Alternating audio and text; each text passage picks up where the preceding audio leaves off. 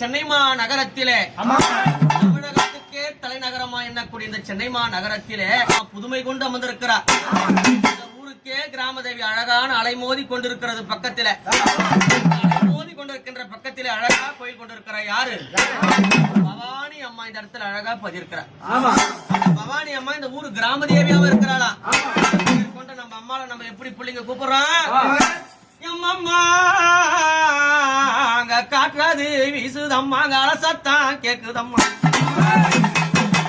அது காற்றாது வீசுதம்மா, என் நாயால கால சத்தம் வீசுதம்மா.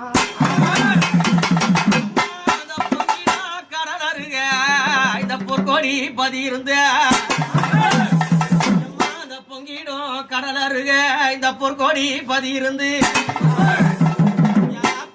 பவானி அம்மா இந்த ஊராள ராஜா அத்தியவ உத்தமியா கோவில் கொண்டு சத்தியம் வேப்பிலே சமயம் எல்லாம் காவல் புரிந்தம் அவ கையிலே தானேந்தி எடுத்து வேதனை போக்கிட துள்ளி விளையாடி தூயமுள்ள மனதில் அவ சித்தமெல்லாம் குடியிருந்து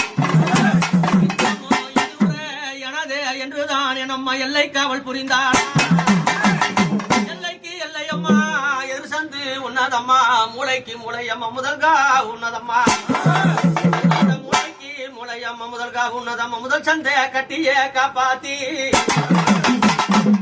ஊரே எனது என்று எங்க அம்மா உத்திருவேல நட்டாளம் திருசூலாம் அழகி பவானி மலர்ப்பு